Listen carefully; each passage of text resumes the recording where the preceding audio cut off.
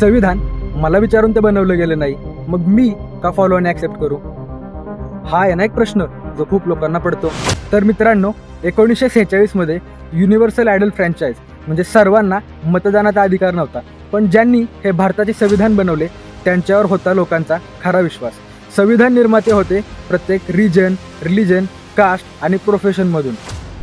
Doctor Babasaheb Ambedkar त्यांनी फक्त संविधान लिहिलं नाही, त्यांनी लिहिलं आपल्या सर्वांचं भविष्य. म्हणूनच भारताच्या खेड्यापाड्यात, वाड्यावस्तीत आणि शहराच्या प्रत्येक चौकात दिसतो तो म्हणजे त्यांचा पुतळा.